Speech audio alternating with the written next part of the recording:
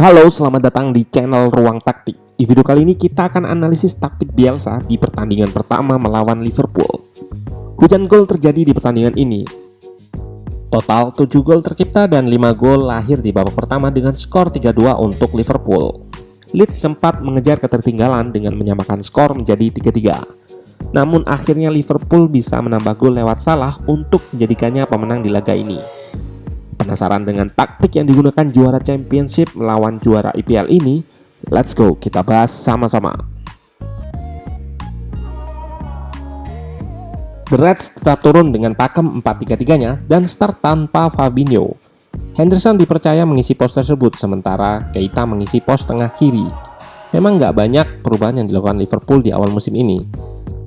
Sedangkan Leeds turun juga dengan pakem yang digunakan di Championship, yaitu 4-1-4-1 yang bisa berubah menjadi 3-1-3-3. Sebetulnya perubahan ini situasional.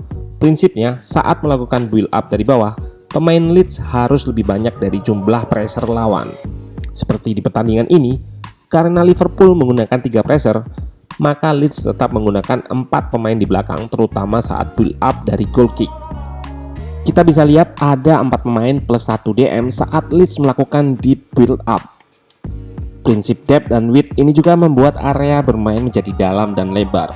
Ini tentunya akan membuat 3 pressure Liverpool butuh effort banyak untuk menjelajah area yang luas. Dalam situasi bola hidup, pressing block dari Liverpool turun dan tidak melakukan press dengan 3 pemain. Saat inilah Leeds akan melakukan build up dengan 3 pemain di belakang atau dengan formasi 3-1-3-3 tadi.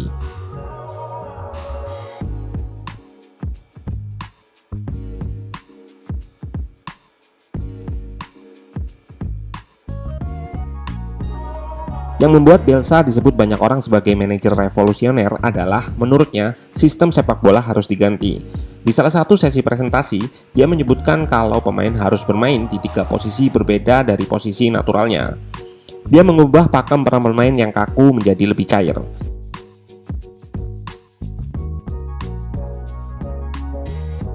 Contohnya, di momen saat transisi ini, kita akan lihat ada 4 perubahan posisi pemain.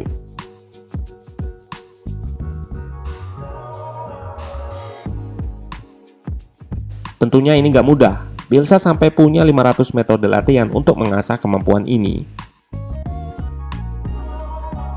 Kita ambil contoh dari klip tadi.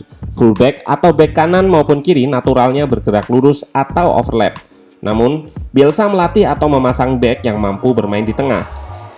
Istilah ini populer dengan inverted fullback yang banyak dikaitkan dengan Pep Guardiola menggunakan Philip Lamnya. Sebetulnya Bielsa juga menggunakannya saat menangani Chile di Piala Dunia 2010.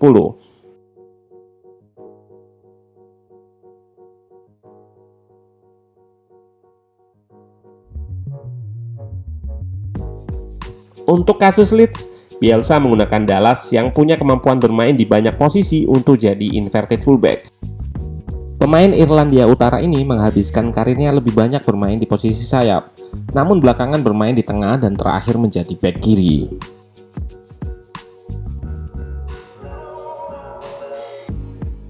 Tentunya, inverted fullback adalah salah satu saja dari revolusi peran yang lahir dari ide Bielsa.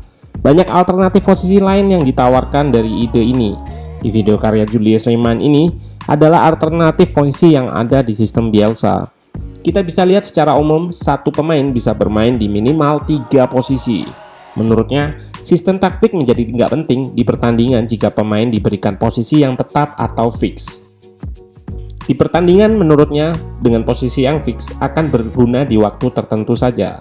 Karena sejatinya, dalam seluruh pertandingan kadang hanya dibutuhkan 3 back, sewaktu-waktu bisa jadi 4 back atau bahkan 5 back. Di depan, kadang 3 striker, kadang 4 atau bahkan kadang tanpa striker di depan.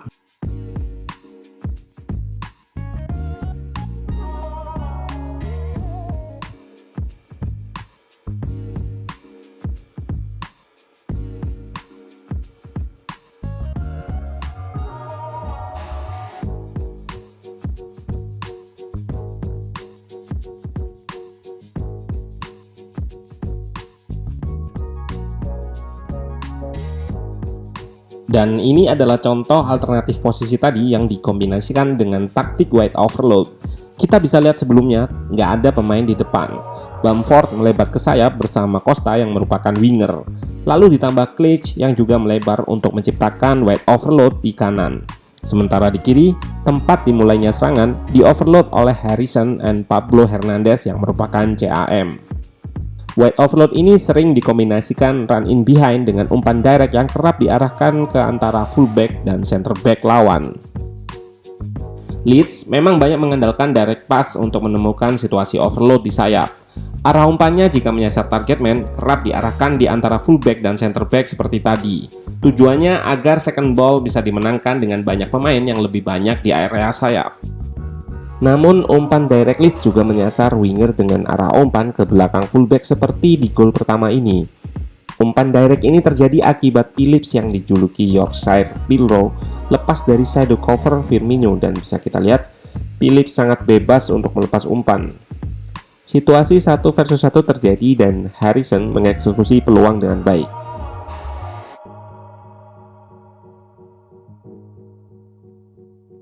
Setelah momen ini, Liverpool lebih menaikkan pressingnya ke Phillips.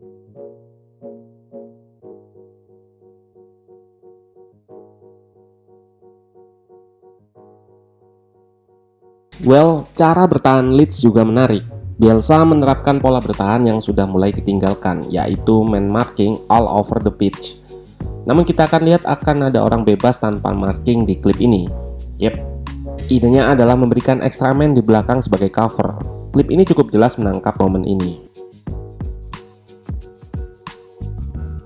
Tentunya cara bertahan ini beresiko dan memiliki kelemahan. Salah satunya yang dieksploitasi Liverpool lewat kemampuan individu pemainnya. Sekali lepas 1 lawan 1, maka akan terjadi situasi menang jumlah.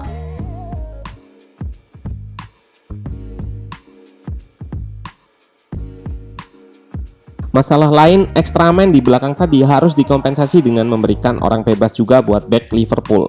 Dengan kualitas yang dimiliki dua center back Liverpool dalam mengirim umpan jauh, tentunya membuat lini tengah mudah dieliminasi dengan umpan yang akurat. Dan satu lagi, siapa lagi kalau bukan Firmino? Dengan kemampuan dia bermain lebih dalam, Firmino kerap turun sebagai attacking midfielder. Ini bikin CB Leeds mengikuti, jika tidak maka Liverpool akan memiliki satu pemain kosong di tengah.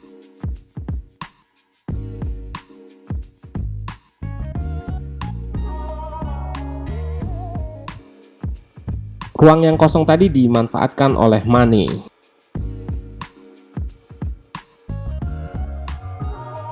Bielsa mungkin bukanlah manajer atau pelatih yang punya gelar berjejer layaknya manajer-manajer sukses lainnya, namun idenya sudah banyak diadopsi oleh manajer lain. Dan ini yang membuat dia banyak mendapat respect dari manajer lain. Sepak bola modern juga lebih cair, beberapa peran dan posisi berevolusi. Pemain-pemain yang memiliki peran unik mulai bermunculan. Formasi juga lebih cair. Tugas bertahan yang dulu dilakukan oleh back sekarang juga dilakukan pemain-pemain depan. Hal yang sama dengan tugas menyerang. Back dituntut ikut andil dalam membangun serangan. Inilah yang menarik dari sepak bola. Perkembangannya akan selalu dinamis dan suatu saat nanti orang-orang akan mengingat Bielsa sebagai salah satu pelatih yang mengevolusi sepak bola.